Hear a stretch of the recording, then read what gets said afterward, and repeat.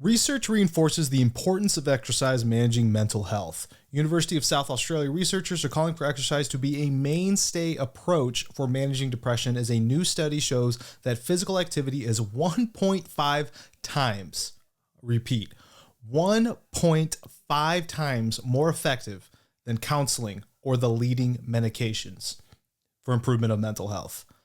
That comes from at least the latest, a article out of the University of South Australia. And this reiterates and continues to reiterate the point of exercise's influence of our overall self-image, well-being, self-perception of ourselves, our confidence. And this article actually came out back in March, and I had it bookmarked. A lot of stuff I'm going to talk about on the podcast is just things that I've saved. I've toyed with the idea of calling this Check This Out, this podcast, because I'm constantly sending stuff to my friends, and I'm always like, hey, check this out. And that's why there's just a wide array of different things that I'm talking about in this podcast. So I personally have spent a lot of time working on my own mental health. It's something I want to continue to make a point and talk about, especially for men, at least in the United States, that grow up more in the Midwest with the idea that a man is John Wayne, for example. We don't talk about our feelings. We keep it deep down. That's just not good for mental health. That's not good for producing and being a caretaker for your family, your friends, which ultimately I think is what makes a man the best that they can be, someone that can provide. And you can't do that unless you're taking care of yourself to begin with. And that's just a long history of men in my family that don't do such. Again, thinking more about others, and it's no fault to them. It's just, I want to change the narrative, but also a man's got to be a man. That's besides the point. Anyway, when I was doing my research on how I could be better about my mental health, it continually just started with just exercise. And it's just to the point, like if I pull up and you're watching, I just have a number of studies. So here's the initial article from this year. Here's another article, January of 2023, role of activity in mental health and well-being, a review. I believe this is the meta-analysis. Here's another one from the Mayo Clinic, depression and anxiety, exercise eases symptoms. How does exercise help depression and anxiety? Well, regular exercise may help ease depression and anxiety by releasing feel-good endorphins, natural cannabis-like brain chemicals, endogenous cannabinoids, and other natural brain chemicals that can enhance your sense of well-being, taking your mind off worries. If you're working out, you're not thinking about different things, but also what I talked about earlier, gain confidence. Meeting exercise goals or challenges, even small ones, can boost your self-confidence. Getting in shape can also make you feel better about your appearance. Get more social interaction. Exercise and physical activity may give you the chance to meet or socialize with others. Just exchanging a friendly smile or greeting as you walk around your neighborhood can help your mood. Cope in a healthy way. Doing something positive to manage depression and anxiety is a healthy coping strategy. Trying to feel better is by drinking alcohol, dwelling on how you feel, or hoping depression or anxiety will go away on its own can lead to worsening symptoms. Another article from October 2014. Now we're going some time back. The results and conclusions showed that exercise was effective in terms of helping the rehabilitation from mild to moderate. That's an important note that we'll talk about in a bit. Here's an effect of just running therapy. One of the things I experienced when I was doing my Ironman training was that my mental health was continuing to improve.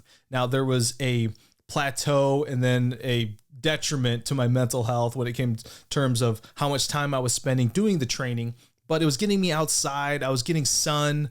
I was keeping my mind off things for a lot of my runs. I was not using any sort of audio equipment to listen to music or podcasts. I was just kind of in a meditative state, and that really improved my mental health, again, to a certain point. When I was putting in 15, 20 hours towards the closer of the half Ironman I did, it started becoming a detriment. Antidepressants or running therapy. The results of this, I believe, conclusions. While interventions had comparable effects on mental health, running therapy outperformed antidepressants on physical health due to both larger improvements in the running therapy group as well as larger deterioration in the antidepressant group. This was another article from May of 2023. And I like to show two sides of an argument when I'm presenting any sort of facts on this podcast or on my channel. but there just isn't any to show when it comes to mild or moderate depression. All of the research that I've done when it comes to, and again, I'm not a mental health professional. This is my own personal quote unquote research, simply pulling articles, not necessarily doing the peer review and the underlying due diligence of the resourcing and all that stuff can not really lend itself to be complete research, but there hasn't been anything against what has been found in terms of exercise. The University of South Australia was just like the latest one that I remember coming to the forefront as far as putting a number to it, 1.5 times more effective according to their studies. And there's nothing to the opposite to say that it isn't what works for mild to low, mild to moderate depression. Somewhere in here, I believe, let's see. Our review shows that physical activity interventions can significantly reduce symptoms of depression and anxiety in all clinical populations, with some groups showing even greater signs of improvement. The main point of this, though, if I can find the actual article, I'm pulling it up right now, was, here we go. It was this conclusion and relevance. This study from the University of South Australia, published in the British Journal of Sports Medicine, stated physical activity is highly beneficial for improving symptoms of depression, anxiety, and distress across a wide range of adult populations, including the general population, people with diagnosed mental health disorders, and people with chronic disease. Physical activity should be a mainstay approach in the management of depression, anxiety, and psychological stress. There does become a bit of an issue. A lot of these studies repetitively talk about that if you're depressed, if you have anxiety, getting the motivation to even work out is the number one and largest obstacle to overcome. But once you can get these individuals into some sort of exercise program, that's when it reduces for mild to moderate. The article also goes in that it is not widely accepted for exercise to be an initial treatment. First off, before doing any of the medication, this study is talking about we should really evaluate the person's lifestyle, what their diet is like and how that's attributing to their mental health and their anxiety. And then if they lack enough physical exercise, let's make that the initial treatment before we start medicating people. There's a lot of studies show that we're just over medicated. It's leading to potential generational health problems. The problem with that is correlation does not meet causation.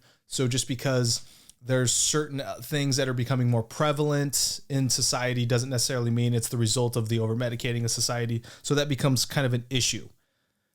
I think if you're an individual such as myself that is dealing with mental health, the first treatment for yourself is get outside, get moving, increase your exercise, increase those heartbeats, and see what goes away. And then what's left over then becomes treated through other means. Like for me, I have always been somewhat of a healthy person, but I've adapted that even that physical fitness regimen that I was going after, where I was doing more bodybuilding style, then went towards like more CrossFit, getting my heart rate up, and then towards more running and figuring out what that balance is for my optimal mental health. And then outside of that, when I'm dealing with everything else, comes the meditation, comes the therapy, comes the journaling. So now I can really narrow down what's left over that isn't treatable through exercise. I am all for more people being more physically fit. I don't think anyone's ever regretted being healthier in that facet. And just the fact that the University of South Australia is saying that it's 1.5 times more effective than counseling or the leading medications is just another arrow in the quiver of exercise being better than a lot of treatments. So thought I'd share that. Thanks again for listening and for watching. Hit that subscribe button and let me know your thoughts, how you're dealing with your own mental health, and any other topics to explore or talk about. I'm all ears, and thank you for listening, and I'll see you in the next one.